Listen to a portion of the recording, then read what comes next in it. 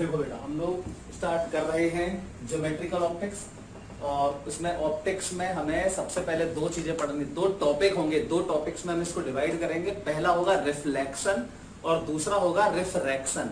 तो हमारा पहला टॉपिक आज से स्टार्ट हो रहा है जिसका नाम है रिफ्लेक्शन। अब रिफ्लेक्शन क्या होता है, बड़ा सिंपल है, सबको पता है। When a ray coming from a medium, एक मीडियम से जब कोई रे आती है, जैसे मान लो ये बोर्ड है, अब मैं यहां से एक रे भेजूं और ये उस तरफ ना जाए, उस तरफ कोई दूसरा मीडियम है, इसी मीडियम में वापस आ जाए, मतलब इसी मीडियम में, तो इसको हम बोलते हैं रिफ्लेक्शन। अब रिफ्लेक्शन दो टाइप का होगा हमारा, एक रेगुलर रिफ्लेक्शन और एक होगा डिफ्यूज्ड रिफ्लेक्शन। अब ये क्या होता है मैं अभी बताता हूं आपको, ठीक है, इसको डिस्क्राइब करूंगा, सिंपल सी बात है। लेकिन इसके पहले रे क्या होती है? रे क्या होती है? रे एक स्ट्रेट लाइन होती है। रे क्या होती है? एक स्ट्रेट लाइन। एक मीडियम में एक रे हमेशा स्ट्रेट हो, क्यों? क्योंकि light travels in a straight line, सही है। तो लाइट की जो रे होती है एक मीडियम में वो हमेशा स्ट्रेट होगी, चाहे कुछ भी हो जाए। अगर आप मीडियम बदल दोगे तो वो अपने पाथ से डेविएट हो सकती है, लेकिन दूसरे मीडियम में भी स्ट्रेट ही होगी। तो एक रे जिस डायरेक्शन में चलती है, एक रे जो है वो डायरेक्शन बताती है किसकी? प्रोपेगेशन ऑफ लाइट की। क्लियर? चलो, तो रे हो गया। बीम क्या होती है? अब रेज का एक बंडल बना लो, बहुत सारी रेज को एक साथ भेजो तो हम उसे बोलते हैं बीम। अब ये बीम तीन टाइप की हो सकती है। मोस्ट इंपॉर्टेंट बात, सबसे पहले देखो ये सारी रेज पैरेलल जा रही हैं, इस बंडल में ऐसे जा रही हैं, तो ये कौन सी बीम है? Parallel beam. इसमें देखो एक पॉइंट से ये रेज निकल रही हैं, तो ये रेज दूर, इनके रेज का सेपरेशन देखो, ये एंगल बढ़ता जा रहा है कि घटता जा रहा है? बढ़ता जा रहा है ना, तो इसको बोलते हैं डाइवर्ज हो रही है। रेज क्या हो रही है? डाइवर्ज हो रही है, तो डाइवर्जिंग बीम है ये। क्या है? ध्यान रखना, ये डाइवर्जिंग और कन्वर्जिंग और पैरेलल। अब कन्वर्जिंग क्या है? कितना सिंपल है। कन्वर्जिंग में सारी रेज कन्वर्ज होके एक पॉइंट पर मिलती हैं। देखो हमें ऐसा लग रहा है इसमें कि ये सारी रेज इस पे मिलेंगी, और यहां पे देखो ये सारी रेस देख के अगर मैं इतना पार्ट बंद कर लूं, देखो ये मैं बंद कर देता हूं, अगर ये रेस मान लो ऐसे दिखाई दे रही हो आपको, एक दो, ये तीन रेस आपको दिख रही हैं, तो आपको इनको देख के क्या लगेगा? इनको देख के हमें ये लगेगा कि ये किसी एक पॉइंट से आ रही होंगी, ये समझो।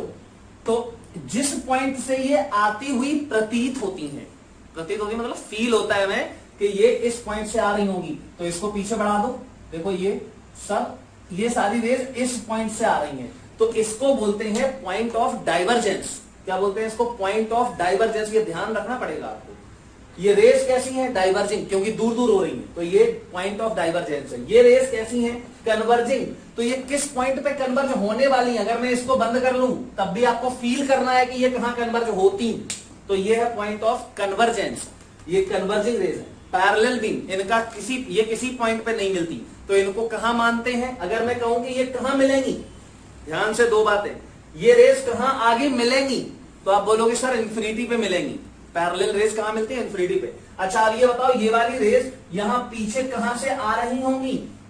तो ना तो इनका कोई पॉइंट ऑफ कन्वर्जेंस है ना डाइवर्जेंस है ना, तो ये इंफिनिटी से आ रही होंगी। समझ गए? पैरेलल रेज कहां मिलेंगी? इंफिनिटी पे। कहां से आ रही होंगी? इंफिनिटी से। क्लियर?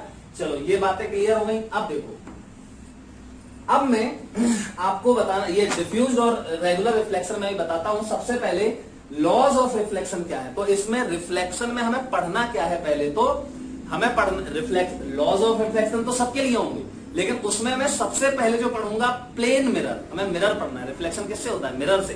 तो पहले हम पढ़ेंगे प्लेन मिरर, और फिर हम इसी मिरर को कर्व्ड कर देंगे। कर्व में दो टाइप के होंगे, हम पढ़ेंगे।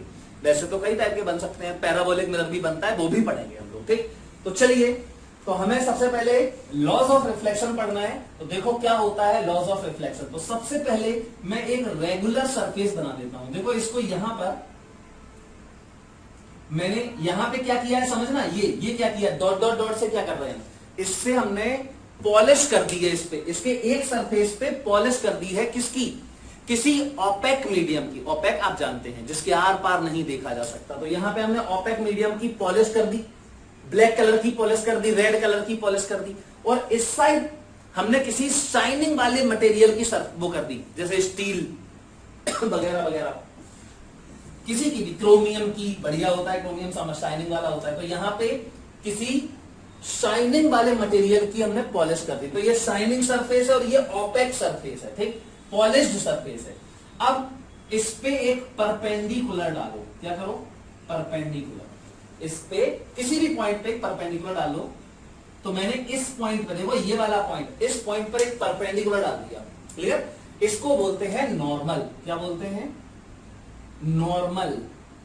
तो ये तो हो गया हमारा नॉर्मल। नॉर्मल माने रिफ्लेक्टिंग सरफेस जो है, ये रिफ्लेक्टिंग सरफेस है, शाइनिंग वाला सरफेस रिफ्लेक्टिंग सरफेस होता है, तो इस पे नॉर्मल परपेंडिकुलर नॉर्मल हो गया। इसको, ये वाला जो पॉइंट है जहां पे नॉर्मल आपने डाला है, यहीं पे आप एक रे इंसिडेंट कर दो। एक्चुअली में क्या होता है, देखो मैं बता देता हूं आपको, नॉर्मल बाद में डालते हैं, इस पॉइंट पे एक रे भेजी मैंने, देखो ऐसे, देखो ये ऐसे एक रे भेजी, तो ये क्या है, रेज इंसिडेंट रे, ये वाली रे होती है इंसिडेंट, अब इसके नाम ही लिख रहा हूं मैं, इसको कॉमन सी बात है, ये इंसिडेंट रे है। इंसिडेंट रे रिफ्लेक्टिंग सरफेस के जिस पॉइंट पे गिरती है उसे बोलते हैं पॉइंट ऑफ इंसिडेंस। क्या बोलते हैं, पॉइंट ऑफ इंसिडेंस। तो ये पॉइंट ऑफ इंसिडेंस, इस पे परपेंडिकुलर डालो, ये होता है नॉर्मल, क्लियर। तो इस पे सरफेस पे परपेंडिकुलर डाला, नॉर्मल हो गया। किस पॉइंट पे, पॉइंट ऑफ इंसिडेंस, ये है, ध्यान रखना। अब नॉर्मल के साथ ये जो इंसिडेंट रे है, ये जो एंगल बनाती है उसे हम कहते हैं एंगल ऑफ इंसिडेंस। आई से रिप्रेजेंट करते हैं, या एंगल आई भी लिख सकते हो। चलो, अब लॉ क्या है, सुनना, जितने एंगल पे रे आती है उतने ही एंगल पे ये रे रिफ्लेक्ट हो जाती है, किसके साथ, नॉर्मल के साथ। तो ये हो गई हमारी रिफ्लेक्टेड रे, रिफ्लेक्टेड रे। और ये क्या है, इंसिडेंट रे। ये क्या है, एंगल ऑफ इंसिडेंस, और ये क्या है, नॉर्मल के साथ रिफ्लेक्टेड रे का एंगल, एंगल ऑफ रिफ्लेक्शन। तो पहला लॉ क्या है, ध्यान से सुनना। पहला लॉ है कि अगर आप इंसिडेंट रे को इस बोर्ड के प्लेन में भेज रहे हो, देखो ये वाली रे कहां है, बोर्ड के प्लेन में है, ठीक, और नॉर्मल कहां है, नॉर्मल भी देखो बोर्ड के प्लेन में है, और रिफ्लेक्टेड रे कहां है, वो भी बोर्ड के ही प्लेन में होगी। मतलब ये कि अगर आप ऐसे रे भेजोगे तो यहां नॉर्मल ऐसा आएगा और ऐसा ही ये रे जाएगा, मतलब तीनों एक ही प्लेन में होंगे। अब मान लो मैं ऐसे रे भेज दूं, ऐसे, और नॉर्मल यहां ये जाएगा, नॉर्मल तो वही रहेगा ना, तो ये रे भेजी, नॉर्मल ये है, तो ये रिफ्लेक्टेड होकर ऐसे जाएगी, मतलब ये प्लेन ऑफ, ये प्लेन होगा, तीनों सेम प्लेन में होते हैं, क्लियर। तो पहला हमारा जो लॉ है, फर्स्ट लॉ क्या है, देखना ध्यान से,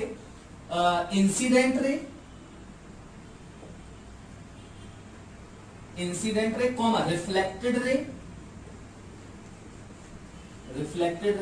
एंड क्या बचा, नॉर्मल किस पॉइंट पे, पॉइंट ऑफ इंसिडेंस पे, and normal at the point of incidence all lie in the same plane, all lie in the same plane। ये हमारा फर्स्ट लॉ हो गया। अब सेकेंड लॉ क्या है, सेकेंड लॉ कितना सिंपल है, एंगल ऑफ इंसिडेंस और एंगल ऑफ रिफ्लेक्शन दोनों, angle of incidence and angle of reflection दोनों सेम होते हैं। ये इतना सा क्या है, लॉ है, दो लॉ है बस। अब सुनो ध्यान से, ये अब मैं रिफ्लेक्शन के टाइप बता रहा हूं, तो दो टाइप का है। पहले तो रेगुलर रिफ्लेक्शन। रेगुलर रिफ्लेक्शन कब होता है, ये सिर्फ तभी होता है जब रिफ्लेक्टिंग सरफेस जो है ना वो बिल्कुल प्लेन हो। अब प्लेन है तो देखो मैंने क्या किया, ये दो रे भेजी हैं ऐसे पैरेलल, देखो एक रे ये है और एक रे ये है, दोनों एक दूसरे के पैरेलल भेजी। तो ये वाली रे इस पॉइंट पे गिरी और ये वाली रे इस पॉइंट पे गिरी। अब हमें रिफ्लेक्शन कराना है, तो चलो देखो पहले तो नॉर्मल बनाना पड़ेगा। तो यहां से मैंने पहले ये देखो नॉर्मल बना दिया, इस पॉइंट पे भी नॉर्मल बना दिया, फिर ये एंगल देखा तो दोनों का एंगल ऑफ इंसिडेंस सेम है, आई आई, सही बात है। और अब एंगल ऑफ रिफ्लेक्शन ये देखो आर और ये भी आर, दोनों आई बराबर आर, और ये आई बराबर है तो आई बराबर आर, मतलब ये सब सारे एंगल बराबर है, आई और आर बराबर है, आई और आर बराबर है, यहाँ ये और ये बराबर है। तो देखो ये इसको बोलते हैं रेगुलर रिफ्लेक्शन, जब सारी रेस पैरेलल जो आ रही हैं वो पैरेलल ही चली जाए। ये वाली रेस देखो, ये और ये पैरेलल ही तो होंगी। अब लेकिन देखो, अब मैं अगर यहां पे पैरेलल रेस भेज दूं मतलब मैंने सरफेस देखो कैसे बनाया, ऐसा ही सरफेस बनाया, ठीक, इर्रेगुलर सरफेस बनाया। चलो अब इस पे मैं पैरेलल रेज भेज रहा हूं, तो देखना ध्यान से, मैंने रे भेजी, एक यहां गई, पैरेलल भेजा हूं, देखना, एक यहां गिरी, एक यहां गिरी। अब देखो रिफ्लेक्शन कराओ, ये रिफ्लेक्टिंग सरफेस है, ठीक, क्लियर ना, ये हमारा रिफ्लेक्टिंग सरफेस है। अब देखो बेटा, अभी भी रेज तो पैरेलल ही आ रही है, लेकिन अब ये पैरेलल जाएंगी नहीं। इस पॉइंट पे पहले क्या करना पड़ेगा, नॉर्मल बनाना पड़ेगा। तो यार ये कर्व्ड सरफेस है, कर्व्ड सरफेस पे परपेंडिकुलर बनाना है, तो सरफेस पे परपेंडिकुलर हम कैसे बनाएं, पहले तो यहां पे टेंजेंट खींचो, इस पॉइंट पे, इसके पॉइंट पे टेंजेंट बनानी पड़ेगी, तो ये टेंजेंट हो गई, और यहां पे अब नॉर्मल बनाओ, तो नॉर्मल मुझे लग रहा है कुछ ऐसा, यही हो जाएगा नॉर्मल, है ना, ये नॉर्मल ही आ रही है, मतलब अच्छा देखो, अगर मैं इसी रे को, इस वाली रे को नॉर्मल भेज दूं तो क्या होगा, ये अभी ऐसे आ रही है, नॉर्मली भेज दूं, नॉर्मली माने सरफेस पे परपेंडिकुलर भेज दूं, मतलब ये रे ऐसी गिरे, ठीक, मतलब ये एंगल 0 हो जाएगा, आई बराबर 0 हो जाएगा, ये ऐसे गिरेगी, तो फिर ये ऐसे ही जाएगी, क्योंकि आर भी 0 हो जाएगा, तो ये यहां आ जाएगी, मतलब ऐसा कुछ हो जाएगा। देखो ये रे है, ये सरफेस है, और मैंने इसको ऐसे भेजा, आई बराबर, अब यहां पे आई बताओ, तो यहां नॉर्मल बनाओ, तो सरफेस पे परपेंडिकुलर, तो यही तो होता है, तो नॉर्मल के साथ इस एंगल ऑफ रे,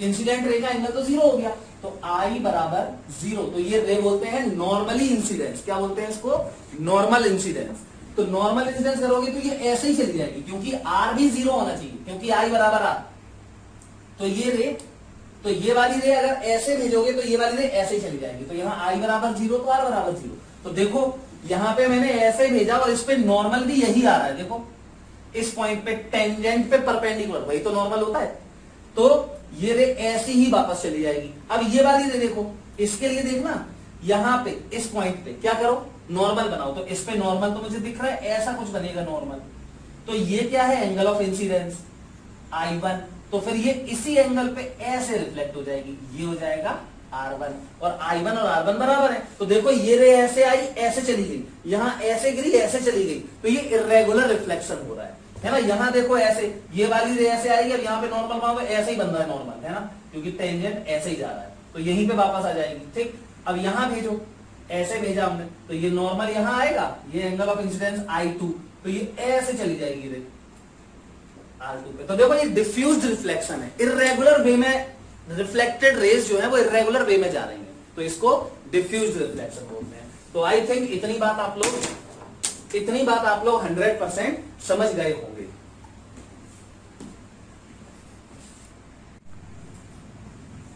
देखो बेटा, अब हमें पढ़ना है डेविएशन ऑफ अ रे इन रिफ्लेक्शन। दो चीजें हम लोग सीखेंगे, बड़ा सिंपल सा है, देखना, डेविएशन ऑफ रे, अ रे इन रिफ्लेक्शन, जब एक रे रिफ्लेक्ट होती है तो हम उसका डेविएशन कैसे मेजर करते हैं, तो देखते हैं। सबसे पहले तो मैंने एक प्लेन सरफेस ले लिया, मतलब प्लेन मिरर ले लिया, ठीक है, और इस पर एक रे इंसिडेंट कर दी, ये नॉर्मल बना दिया हमने, है ना, देखो ये नॉर्मल है, और इसका एंगल ऑफ इंसिडेंस ये है आई। अब वो कह रहा है कि इसको रिफ्लेक्ट कराओ, तो चलो ये देखो कैसे जा रही थी, पहले तो ये बताओ, ये रे की ओरिजिनल डायरेक्शन तो ये है ना, देखो ये रे अपनी ओरिजिनल डायरेक्शन तो ये है रे की, तो ये हो गई original direction of incident ray,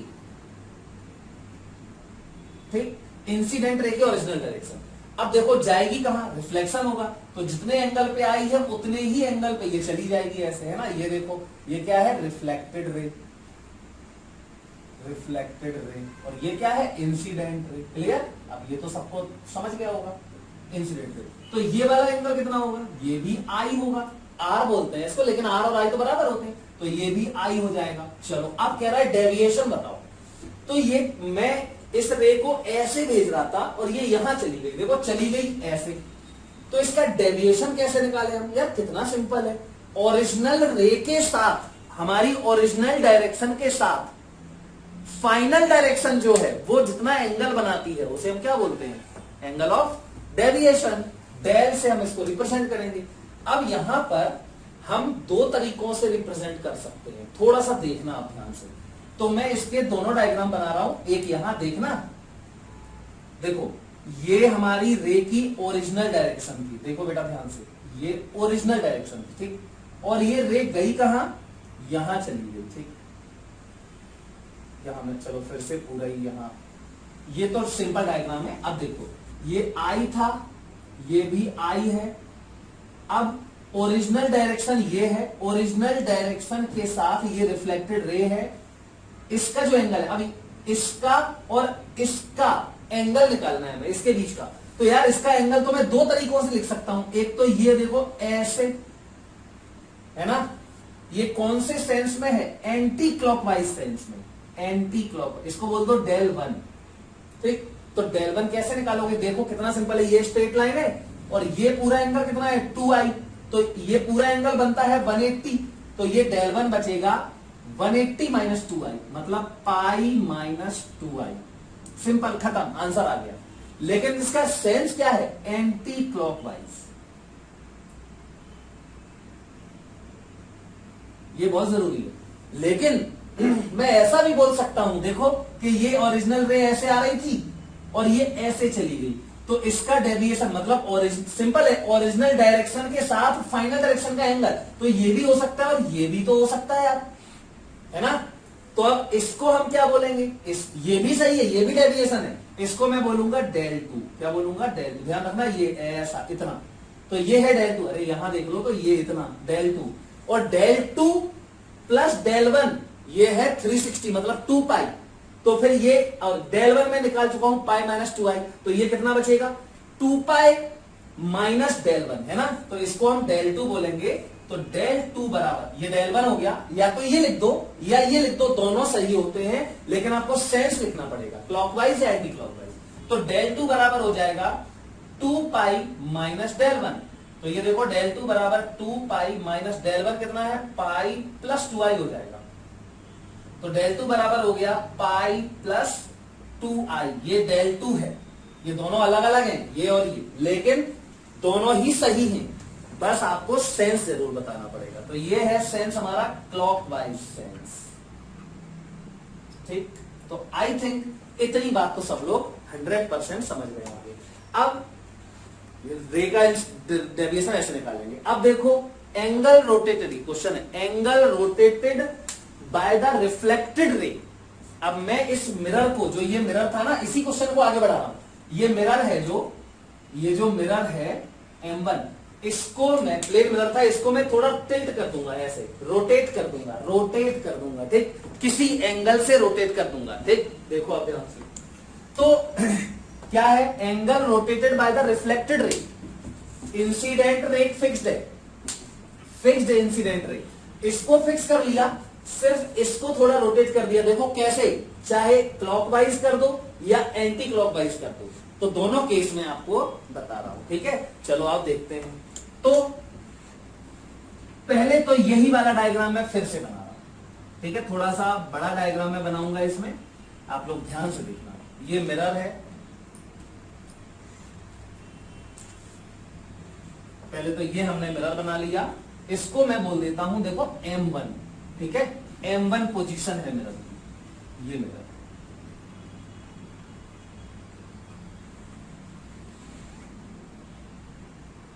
okay.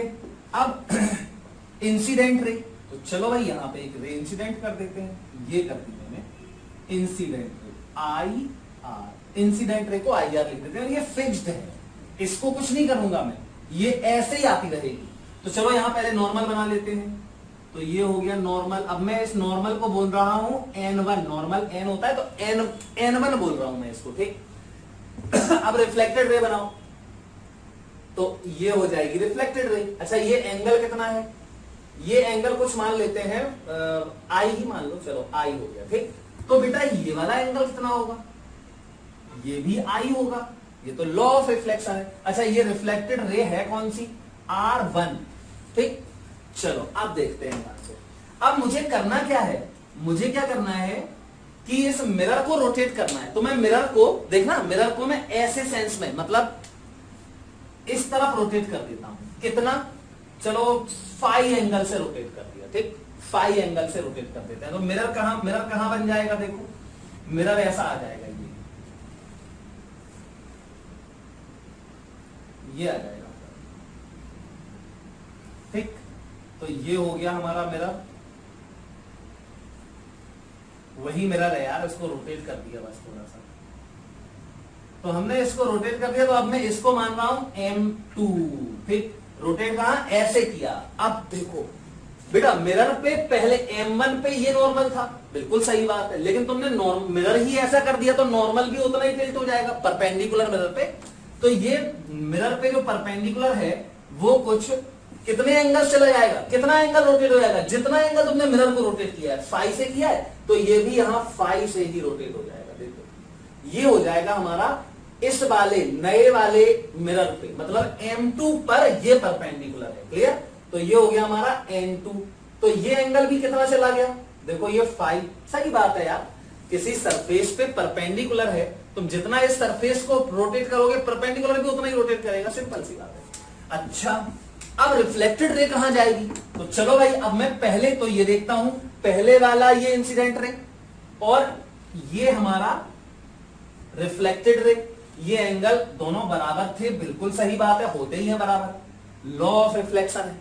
अब मिरर हो गया M2, तो एंगल ऑफ इंसिडेंस क्या हो गया, रे तो वही है, तो ये I और देखो ये फाई और बढ़ गया, मतलब अब हमारा जो एंगल ऑफ इंसिडेंस है, मैं इसको A बोल देता हूं, इसको कुछ B बोल देते हैं, ठीक है, AB, और इस रे का चलो ये वाला पॉइंट मैंने मान लिया C, ठीक, ABC बोल दिया। अब देखो ध्यान से, तो ABC, ये AB incident ray, BC reflected ray, यही तो था। अब क्या हुआ, अब ध्यान से सुनना, अब क्या हुआ, मेरा नॉर्मल तो यहां चला गया, मतलब रे ये है, इंसिडेंट तो वही है, लेकिन एंगल ऑफ इंसिडेंस ये बढ़ गया, एंगल ऑफ इंसिडेंस ये हो गया इतना, कितना, I प्लस फाई।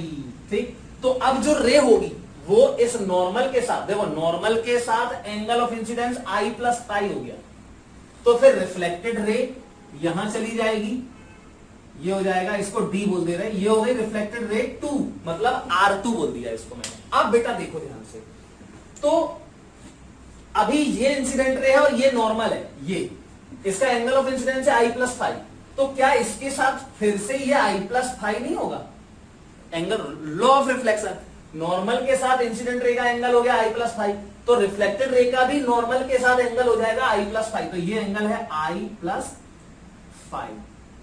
ठीक बेटा, अब देखो, पहले देखो ये बताओ डेविएशन, मतलब रोटेशन कितना हुआ, रिफ्लेक्टेड रे का रोटेशन, देखो मुझे क्या चाहिए था, angle rotated by the reflected ray, तो रिफ्लेक्टेड रे ये थी और यहां आ गई, मतलब एंगल इसका जो रोटेटेड है वो ये है, कितना है ये, CBD, सही है, तो angle rotated bye reflected ray, इसको मैं बोल देता हूं एंगल कौन सा, CBD, बिल्कुल सही है, CBD। अब मैं CBD कैसे निकालूं, यार मुझे ये एंगल चाहिए, ये मैं कैसे निकालूं, कितना सरल है, देखो AB और ये D, AB इंसिडेंट रे और BD फाइनल वाली रिफ्लेक्टेड रे, और नॉर्मल के साथ इसका एंगल है I प्लस फाई और नॉर्मल के साथ इसका एंगल है I प्लस फाई, तो 2 टाइम्स I प्लस फाई हो गया इनके बीच का एंगल, मतलब ABD, ये मतलब एंगल ABD माइनस, अब देखो एंगल ABD माइनस कर दो एंगल ABC, तो ये इतना बच जाएगा, माइनस एंगल ABC, तो बराबर ये वाला कितना है, अभी मैंने बताया यहां से ये पूरा है 2 times I plus five, 2 times I plus five minus ABC, तो ABC मतलब नॉर्मल के, ये वाला नॉर्मल देखो, तो इसके साथ ये था कितना I और ये था कितना I, तो ये पूरा हो गया 2I, तो माइनस 2I, तो ये बच जाएगा तुम्हारा, देखो 2I माइनस 2I कैंसिल, तो 2 खत्म, एंगल CBD आ गया हमारा 2 इसका मतलब क्या हुआ, देखो जरा, मतलब ये रे जो थी वो 2 एंगल से घूम जाएगी, किस तरफ, किस सेंस में, इस सेंस में, मतलब उसी सेंस में जिस सेंस में जे घूमा था, क्या, मिरर तो तुमने देखो क्लॉकवाइज घुमाया था, तो रे भी क्लॉकवाइज घूम गई। ठीक, तो ध्यान रखना, मिरर का रोटेशन का सेंस और रिफ्लेक्टेड रे का रोटेशन का सेंस सेम होता है, नोट में लिखना इसको, और मिरर को अगर तुम फाई से घुमाते हो तो जो रे घूमेगी रिफ्लेक्टेड रे वो डबल से घूमेगी, 2 से घूमेगी, क्लियर? कितना सिंपल था। चलो अब ये नोट कर लो, मतलब रिजल्ट क्या निकला, angle of rotation of reflected ray is 2 times of the angle rotated by the mirror and the sense of both are same. Clear? अब इसी में एक छोटी सी बात और पढ़ लेते हैं, ये तो पूरा नोट कर लो, स्क्रीनशॉट ले लो इसका सब। अब मैं इसी में एक बात और बोल रहा हूं, इसका ये मतलब हुआ कि अगर मैं मिरर को ओमेगा एंगुलर वेलोसिटी, देखो टाइम तो सेम लगेगा ना, जितना टाइम में तो मिरर को घुमाओगे उतना ही टाइम में तो ये घूम जाएगी। इसका मतलब क्या हुआ, मिरर की एंगुलर वेलोसिटी अगर ओमेगा है तो रिफ्लेक्टेड रे की एंगुलर वेलोसिटी 2 ओमेगा होगी। तो ये भी लिखना कि angular velocity of reflected ray is twice the angular velocity of mirror. अब बेटा इसी में एक बात और बताओ, ये मैं मिटा रहा हूं, ये भी लिखना है नोट में पूरा। चल अब एक छोटी सी बात पूछ रहा हूं मैं,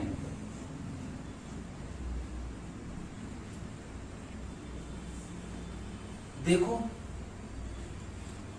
अगर मैं आपसे कहूं कि ये मिरर है,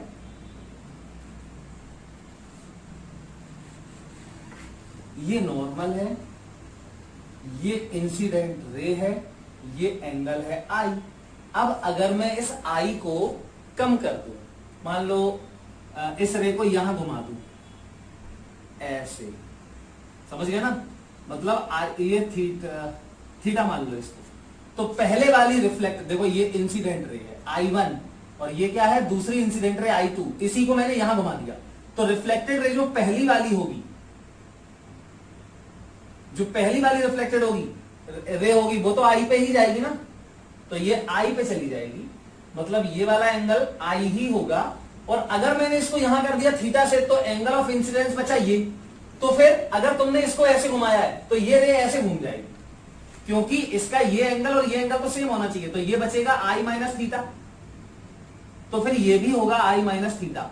इसका मतलब अगर तुम मिरर को फिक्स्ड कर रखो, मिरर को फिक्स्ड रखो और इंसिडेंट रे को घुमाओ, तो जितना एंगल आप इंसिडेंट रे को घुमाओगे उतना ही एंगल कौन घूमेगा, रिफ्लेक्टेड रे घूमेगा, लेकिन सेंस उल्टा होगा।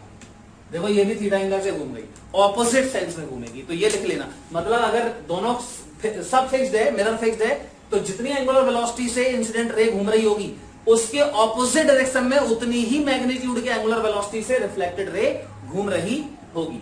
सिंपल। तो आई थिंक ये क्वेश्चन आप लोग कर सकते हैं। चलिए देखो बेटा, इसी पे बेस हम लोग जल्दी से 2 क्वेश्चन करेंगे। तो सबसे पहले कह रहा है कि ये प्लेन मिरर है, देखो ये प्लेन मिरर हो गया, कह रहा है इस मिरर पे हमने एक रे इंसिडेंट की है, ये देखो है, ये इंसिडेंट रे हो गई आई, और ये नॉर्मल है और ये रिफ्लेक्टेड रे है आर। क्लियर? अब वो कह रहा है बेटा देखो इसने ये 30 डिग्री दिया है, तो ये एंगल ऑफ इंसिडेंस तो होता नहीं है, एंगल ऑफ इंसिडेंस तो ये होता है नॉर्मल के साथ इंसिडेंट रे का, तो ये 60 डिग्री हो जाएगा, तो फिर ये भी 60 डिग्री हो जाएगा, है ना। अच्छा, अब वो कह रहा है कि बताओ इस मिरर एम को कितना घुमाना पड़ेगा, मिरर एम को कितने एंगल से हम रोटेट करें और किस सेंस में करें, ताकि क्या हो जाए, ताकि ये वाली जो रे रिफ्लेक्टेड रे है ये वर्टिकल हो जाए, ऊपर की तरफ वर्टिकली अप हो जाए। क्लियर? तो चलो देखते हैं। अब पहले ये बताओ, अभी ये रिफ्लेक्टेड रे यहां है, वर्टिकल अप करना मतलब ऐसी हो जाए, तो इसके लिए कितना एंगल इसको हमें यहां घुमाना पड़ेगा, तो ये 60 डिग्री है, तो हमें इसको 60 डिग्री से रोटेट कराना है। क्लियर? तो क्या करें, रिफ्लेक्टेड रे को रोटेट कराने के लिए मिरर को रोटेट कराना पड़ता है, और रिफ्लेक्टेड रे को किस तरफ रोटेट करा रहे हो, देखो anti clockwise, reflected ray anti clockwise rotate कराना है, तो मिरर को हमें 30 डिग्री रोटेट कराना पड़ेगा, है ना। मिरर, अब मतलब इसका डायग्राम देखो कैसे बनेगा, तो मिरर को 30 डिग्री रोटेट, मतलब मिरर ये बन जाएगा, तो मिरर हो गया ये। अब देखो कितना सिंपल सा क्वेश्चन था, आधा रोटेट कराना पड़ता है, अभी प्रूफ किया था। मिरर अगर यहाँ 30 डिग्री रोटेट कर जाए तो ये रिफ्लेक्टेड रे डबल रोटेट कर जाएगी उसी सेंस में, तो ये यहाँ 30 तो ये 60 डिग्री, मतलब वर्टिकली अप हो जाएगी, तो ऐसा हो जाएगा, ये नॉर्मल चला जाएगा यहाँ, ये नॉर्मल ऐसा हो जाएगा। ठीक, रिफ्लेक्टेड रे में कोई चेंज नहीं, रिफ्लेक्टेड रे को नहीं बदलना है, वही रहेगी, मतलब ये रिफ्लेक्टेड रे हो गई। ठीक, अब ये वाली रे ऐसे चली जाएगी, कौन सी, रिफ्लेक्टेड रे आर डैश, ये वाली रे ऐसे चली जाएगी, मतलब ये एंगल और ये एंगल तो सेम ही रहने हैं। अब देखो आप ध्यान से, इसको मैंने रिफ्लेक्टेड रे को मैंने 60 डिग्री घुमाया, तो रिफ्लेक्टेड रे 60 डिग्री घूम के ये हो गई, मतलब ये हो गया हमारा 60 डिग्री। तो ये कितना होगा, ये 30 डिग्री और ये वाला 30 डिग्री, क्योंकि ये नॉर्मल है, परपेंडिकुलर रहता है, समझ गया ना। तो ये मिरर को हमने m और ये हो गया m डैश, तो इसको कितना घुमाया हमने 30 डिग्री। सीधी सी बात है, इसको 30 घुमाओगे तो ये 60 घूम जाएगी, और ये 60 घूम जाएगी तो ये वर्टिकल हो जाएगी यहां से ऐसे। तो आंसर है हमारा, मिरर को कितना घुमाना पड़ेगा 30 डिग्री, किस सेंस में, एंटी क्लॉकवाइज सेंस में। क्लियर। अब देखो ये दूसरा क्वेश्चन कह रहा है कि to plane mirrors M1 and M2, M1 और M2 दो प्लेन मिरर्स हैं जिनके बीच का एंगल देखो थीटा है, थीटा एंगल पे इंक्लाइंड है। एक रे इंसिडेंट रे I जो कि ऐसे आ रही है और ये M1 के पैरेलल है, आप देख सकते हैं ये M1 के पैरेलल है। क्लियर, ये बोला गया है उसमें, कोई दिक्कत नहीं, बोला है तो हमने मान लिया। तो ये M1 के पैरेलल आ रही है। फिर दो रिफ्लेक्शन हुए, तो देखो एक तो यहां रिफ्लेक्शन हुआ फर्स्ट, यहां हुआ सेकंड रिफ्लेक्शन, और सेकंड रिफ्लेक्शन के बाद जो रिफ्लेक्टेड रे है R वो इस M2 के पैरेलल हो गई, मतलब इंसिडेंट रे M1 के पैरेलल आ रही थी, और दो रिफ्लेक्शन के बाद एक यहां और एक यहां जो रे गई ये वो M2 के पैरेलल हो गई। ठीक, ये क्वेश्चन है, तो कह रहा है व्हाट इज एंगल थीटा, ये बताना है हमें, तो बता देते हैं। तो सबसे पहले तो यहां पे नॉर्मल ड्रॉ करो, हो गया। अब ये थीटा है तो फिर ये क्या होगा यार, इसमें क्या तकलीफ है भैया, ये और ये पैरेलल है और ये ट्रांसवर्सल है, तो ये थीटा हो जाएगा। अब ये थीटा है तो ये कितना होगा 90 माइनस थीटा, है ना। तो फिर ये वाला भी कितना होगा 90 माइनस थीटा, क्यों, एंगल ऑफ, ये नॉर्मल है, ये नॉर्मल है, तो नॉर्मल के साथ जो ये एंगल होगा वही यहां बनेगा रिफ्लेक्टेड रे का, ये रिफ्लेक्टेड रे है, तो ये कितना बचेगा। अब ये सोचो पूरा 90 है, तो ये 90 माइनस थीटा, तो ये थीटा बचेगा। क्लियर, चलो ये रे आई।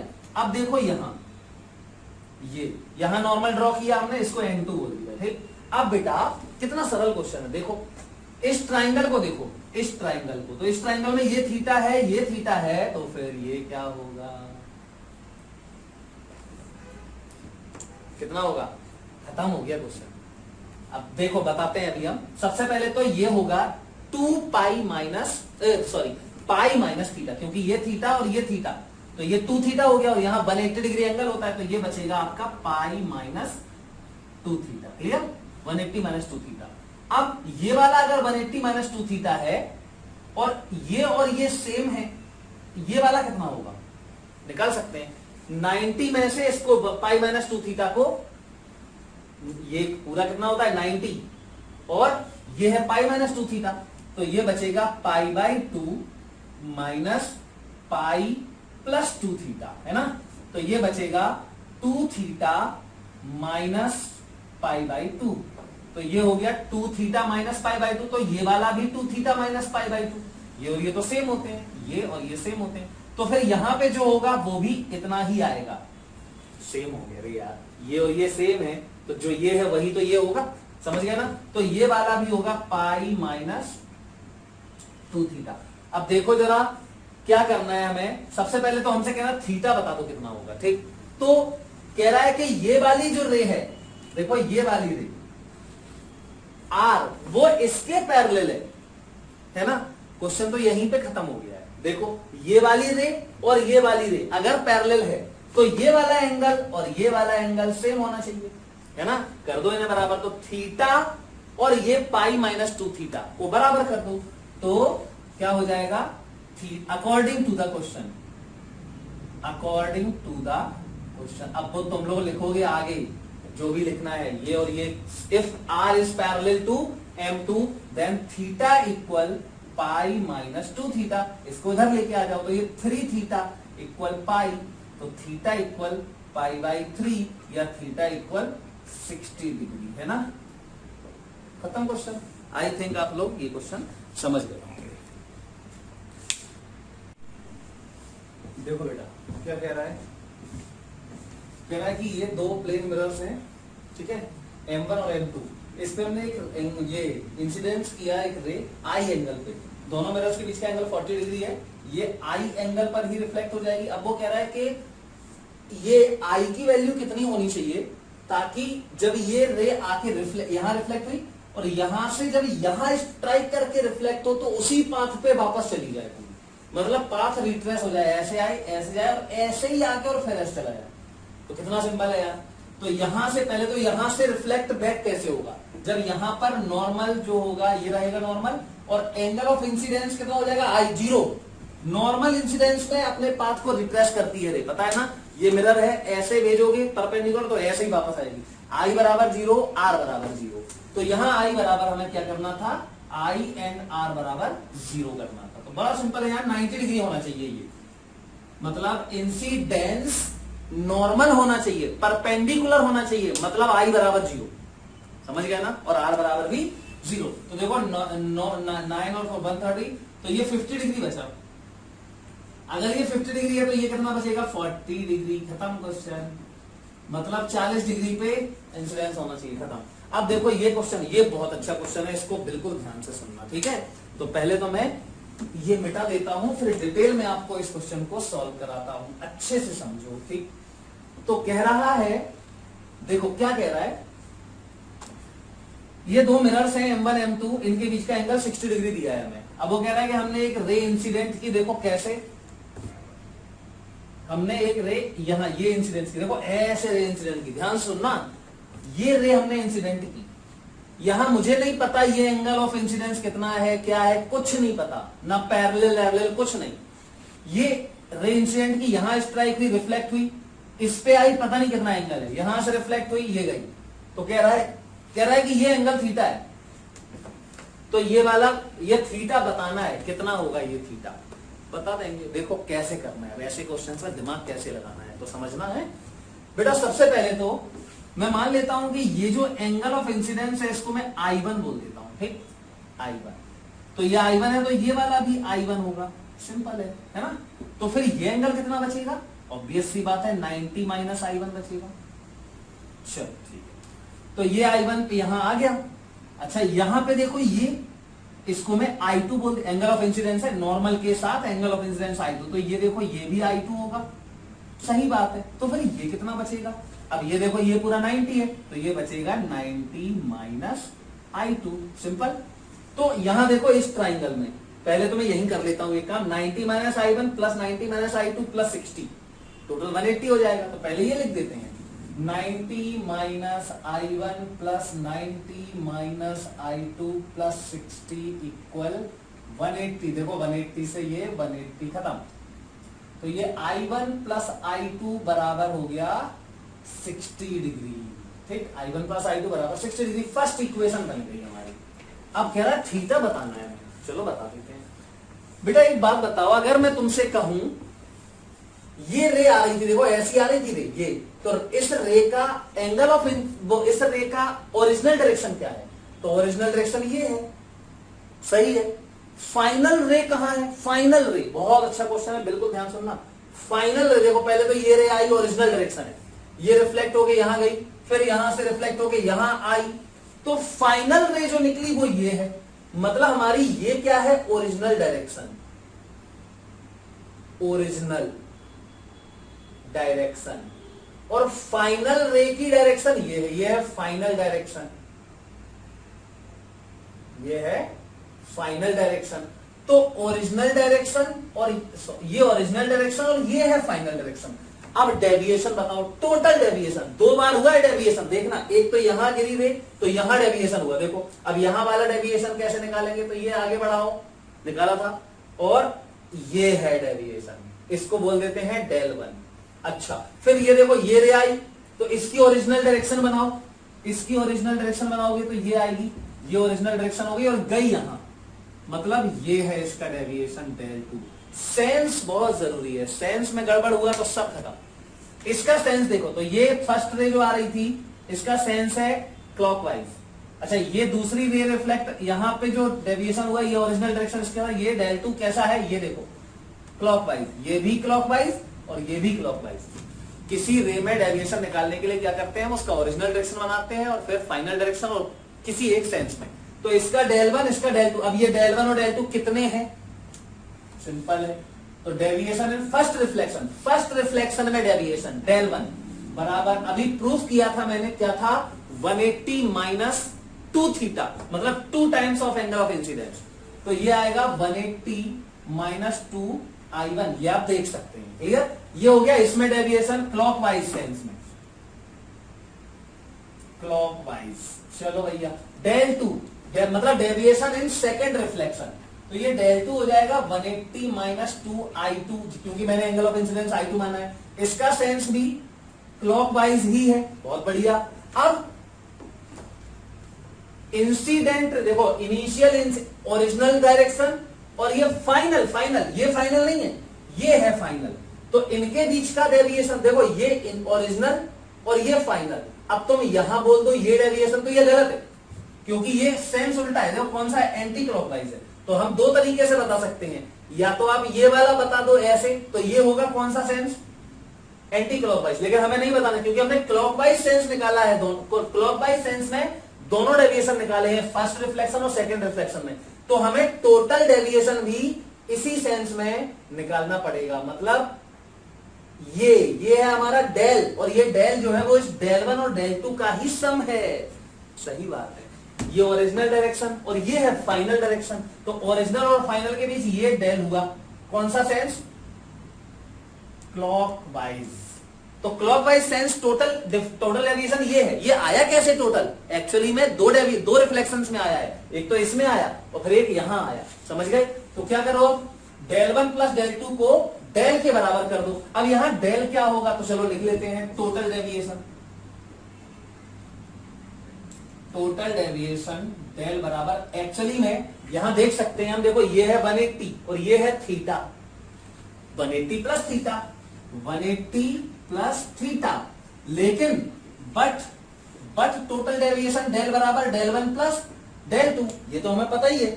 टोटल डेविएशन डेल बराबर डेल 1 प्लस डेल 2, तो बेटा डेल की वैल्यू हमारी आ गई 180 प्लस थीटा बराबर डेल 1 प्लस डेल 2 जोड़ो तो ये लिखा है 180 minus 2i1 plus 180 minus 2i2। Clear? देखो ये 180 से 180 खत्म, तो थीटा बराबर 180 माइनस, इसमें से माइनस कॉमन ले लो, तो ये माइनस 2 कॉमन ले लो, तो ये बचेगा i1 plus i2। Clear?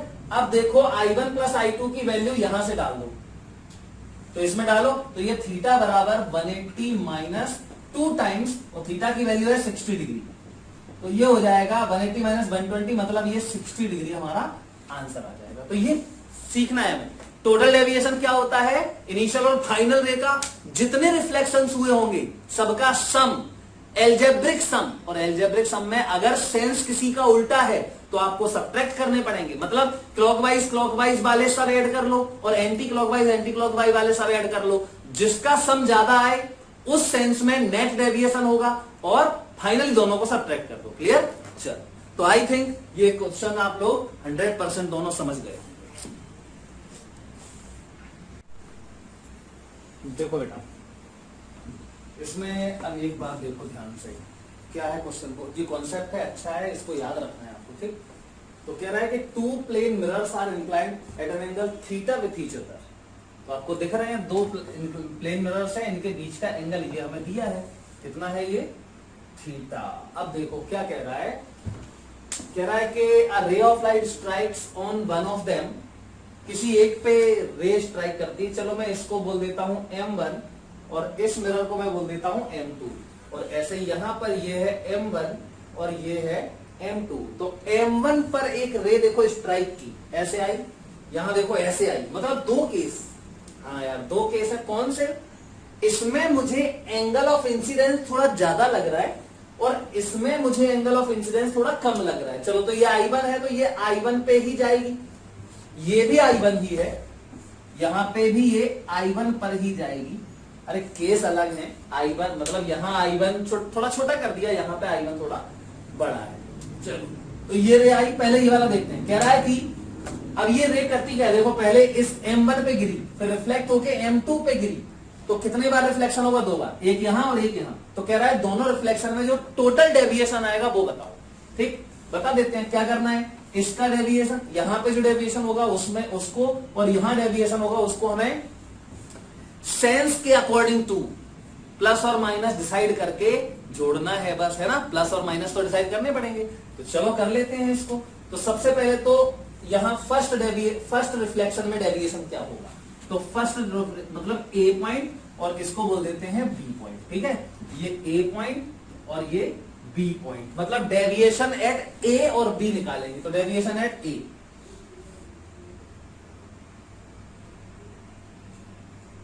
Deviation at point A, तो इसको मैं डेल वन बोल दूं, चलो डेल वन बोल देते हैं, सेंस देख लेते हैं। अच्छा, तो इसका अगर मैं आगे बढ़ा दूं तो ये बढ़ेगा आगे, और डेविएशन में, और ये ओरिजिनल डायरेक्शन है और ये रिफ्लेक्टेड है, तो ये होगा हमारा डेल वन।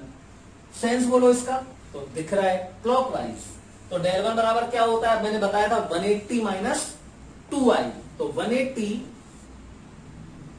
पाई लिख दे रहे, ठीक, पाई माइनस 2i1, ये तो यहां हो जाएगा डेविएशन, और सेंस क्या है, ये बहुत जरूरी है, सेंस था इसका क्लॉकवाइज, ठीक। चलो अब बी पे देखते हैं, तो देखो ये वाली रे तो ऐसे मुड़ गई, देखो ऐसे आ रही थी और ऐसे चली गई, क्लियर। अब देखो इसको देखते हैं, तो यहां पे देखो ये ओरिजिनल डायरेक्शन है, तो ये ऐसे आएगी, मतलब ये ओरिजिनल ऐसे आ रही है और ऐसे चली गई, मतलब ये डेविएशन हुआ ये वाला, कौन से सेंस में हुआ, इसको डेल टू बोल देंगे, कौन से सेंस में हुआ ये, तो दिख रहा है इसका कहां हुआ था, क्लॉकवाइज, और इसका देखो एंटी क्लॉकवाइज, मतलब सब्ट्रैक्ट होंगे दोनों, तो चलो एट बी डेल टू बराबर क्या हो जाएगा, पाई माइनस 2i2, इसको i2 बोल देते हैं, ठीक, तो ये हो जाएगा i2, तो पाई माइनस 2i2, लेकिन इसका सेंस है एंटी क्लॉकवाइज, क्लियर।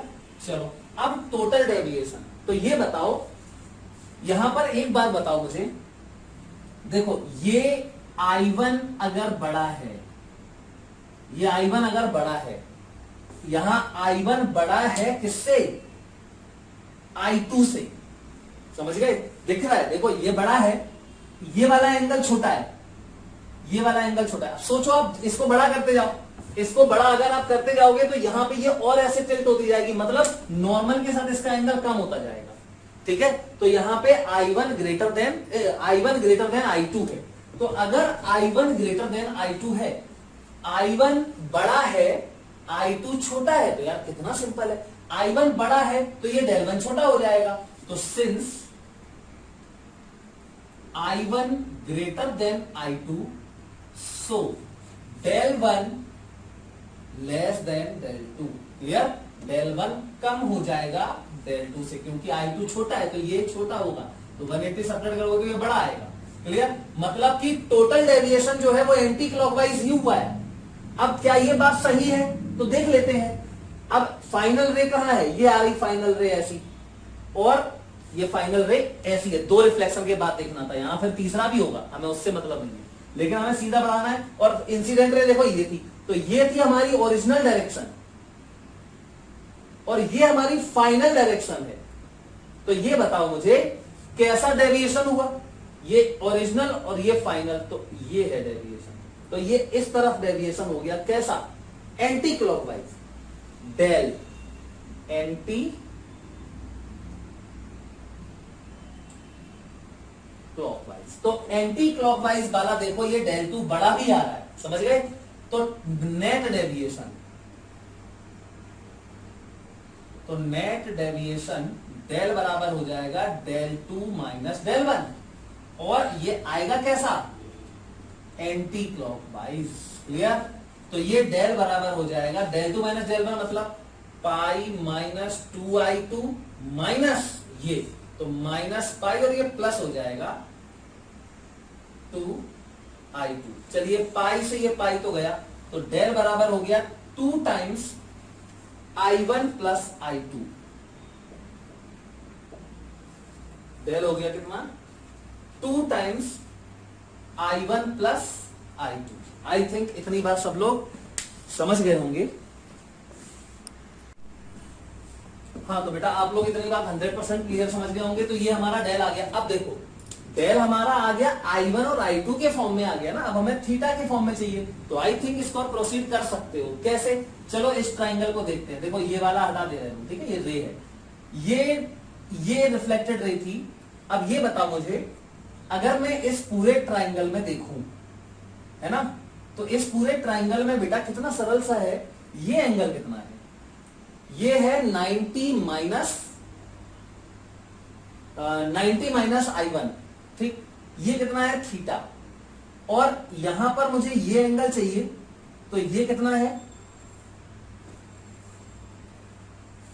ये I2 है, हाँ, तो ये वाला एंगल जो है, ये वाला पूरा एंगल ये हो जाएगा 90 प्लस I2। देखो ये, अरे ये नॉर्मल है तो इसके साथ नॉर्मल तक हो जाएगा 90 और प्लस I2 और, ठीक। तो मैं क्या करूंगा, यहां पे एक रियल इक्वेशन, इसको मैं इक्वेशन फर्स्ट मान लेता हूं, ठीक। अब मुझे कुछ नहीं, सिंपल सा काम करना है। ये देखो इस ट्राइंगल में, ट्राइंगल इसको O बोलते हैं, OAB, तो in triangle OAB angle sum property लगा दे रहे, क्या होती है, थीटा प्लस ये 90 plus I2, 90 plus I2, 90 plus I2, और ये वाला देखो 90 माइनस प्लस 90 माइनस I1, ये आ जाएगा बराबर कितना 180 डिग्री, ठीक। अब 90 और 90 ये 180 इससे खत्म, देखो क्या बचा I2 माइनस I1, मतलब I1 माइनस I2 बराबर हो गया थीटा, I1 माइनस I2 बराबर क्या हो गया, थीटा, ठीक। तो यहां मैंने सब सही लिखा है, डेल टू कितना है पाई माइनस 2I2, और यहां माइनस पाई माइनस 2I1 है, 2I1 है ये, ठीक, del two minus del one, हाँ, तो ये क्या बचेगा, I1 माइनस I2 आएगा ना यार, ये I1 और ये I2 है, तो I1 माइनस I2, सॉरी। अब देखो I1 माइनस I2 को फर्स्ट में डाल दो, तो इन फर्स्ट इक्वेशन ये आ जाएगा तुम्हारा डेल बराबर 2 थीटा, ठीक। तो ये पहला केस है जब यहां एंगल ऑफ इंसिडेंस एक बार यहां आए और फिर यहां रिफ्लेक्ट होके बाहर ना जाए, यहां ये रे आई और यहां से यहां रिफ्लेक्ट होके अंदर ही आई, ये रे बाहर चली गई तो नहीं, बाहर वाला केस वो है, देखो समझ गए ना, यहां पे और भी रिफ्लेक्शंस होंगे, ये रे आई, यहां आई, नॉर्मल से यहां रिफ्लेक्ट हुई, देखो यहां रिफ्लेक्ट होके फिर बाहर यहां आएगी, फिर यहां ऐसे ऐसे ऐसे रिफ्लेक्ट करती जाएगी। लेकिन यहां देखो क्या होगा, यहां पर ये रे आई, यहां स्ट्राइक करी और यहां से निकल गई, समझ गए ना, अब ये अंदर नहीं एंटर करेगी। तो इस केस में क्या होता है, टोटल डेविएशन 2 थीटा, जहां थीटा क्या है, ये दिख रहा है एंगल, और एंगल बिटवीन द मिरर्स, और सेंस ये 2 थीटा जो सेंस है मैंने पहले ही निकाल लिया है, एंटी क्लॉकवाइज सेंस है। इसको बिल्कुल सेम टू सेम ऐसे ही प्रोसीड करना है। देखो क्या, तो सबसे पहले तो इसका जो डेविएशन है ये आगे बढ़ाया हमने, ये हो गया डेविएशन कितना, इसको डेल वन बोल देते हैं, तो डेल वन बराबर, तो डेल वन बराबर हो जाएगा पाई माइनस 2I1, ये तो होता है यहाँ पे एंगल ऑफ इंसिडेंस I1 है, तो ये सेंस कौन सा है, क्लॉकवाइज, क्लॉकवाइज। चलो यहां देखते हैं, तो ये रह गई है ऐसे और यहां ये चली गई फाइनल, तो ये हो गया डेल 2, यार ये भी क्लॉकवाइज है, मतलब इसमें ऐड हो रहे हैं दोनों, तो डेल 2 बराबर हो जाएगा पाई माइनस 2I2, ये भी क्लॉकवाइज, मतलब टोटल डेविएशन, टोटल डेल बराबर हो जाएगा डेल 1 प्लस डेल 2, और ये टोटल भी क्लॉकवाइज ही आएगा। यार ये तो बड़ा सिंपल हो गया। चलो तो डेल बराबर हो जाएगा, जोड़ दो इन्हें, pi minus 2I1 pi minus 2I2, तो ये हो जाएगा 2 पाई और माइनस कॉमन ले लो, तो यहां 2 भी कॉमन आ जाएगा, अंदर बचेगा I1 प्लस I2। ये हमारी फर्स्ट इक्वेशन हो गई टोटल डेविएशन की। अब मुझे थीटा के फॉर्म में लिखना है, लिख देंगे, तो ये थीटा और ये वाला बताओ कितना है, ये है 90 माइनस I2, ये कितना है 90 माइनस I1, है ना, बस खत्म। तो क्या करोगे, थीटा प्लस 90 मतलब क्या होता है पाई बाई 2, तो 90 plus pi by 2 minus I2 plus pi by 2 minus I1 बराबर 180, 180 मतलब पाई, तो ये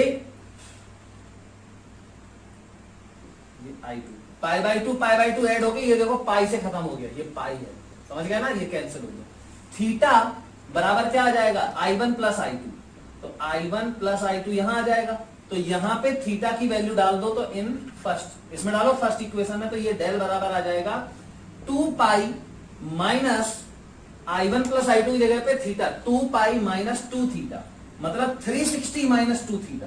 तो यहां देखो ये 2 थीटा था, और इसमें आता है 360 माइनस 2 थीटा, और इसका सेंस होता है क्लॉक वाइज। इसको अगर आप रिजल्ट्स याद रखो तो बहुत ही अच्छी बात है, ये काफी इंपॉर्टेंट क्वेश्चन था आपका। तो आई होप सभी लोग इस बात को समझ गए होंगे।